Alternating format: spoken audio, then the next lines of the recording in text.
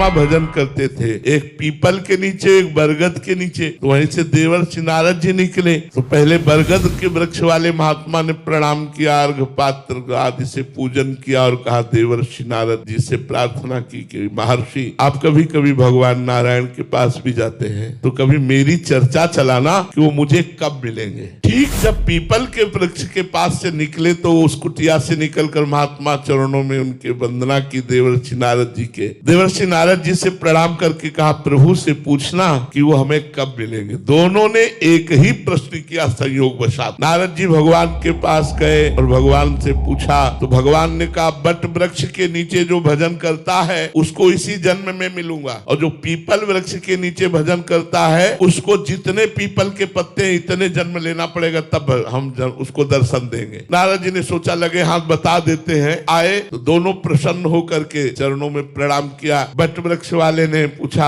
आपने पूछा भगवान? उनका हाँ। भगवान ने कहा इसी जन्म में तुम्हें दर्शन हो जाएगा। वो बड़े आनंदित हुए। पीपल के वृक्ष वाले से कहा कि तुम्हें भगवान तब दर्शन देंगे जितने पीपल के पत्ते हैं उतनी बार जन्म लोगे तब दर्शन। वो नाच पड़ा, रोने लगा, इतना रोया और पुकारा हे नाथ, हे करुणा सिंधु, हे पतित पावन, आप मुझे जानते हैं कि मैं आपका भजन करता हूँ। हे प्रभु मैं तो निहाल। भगवान प्रकट हो गए। भगवान प्रकट हो गए और पीपल वाले को दर्शन दिए। वो बट वृक्ष वाला कुटिया में चला गया था। देवर्षि नारद जी ने कहा महाराज आपने तो हमें झूठा साबित कर दिया। आपने तो कहा था जितने पीपल के पत्ते हैं उतनी बार जन्म लेगा तब दर्शन देंगे। यहाँ तो मिनट नहीं हुआ आप दर्शन दे दिए। बोले जो भाव स्थिति इसकी आनी थी इतने जन्मों में, वो भाव स्थिति 1 मिनट में आ गई, इसलिए भगवान 1 मिनट में मिल गए।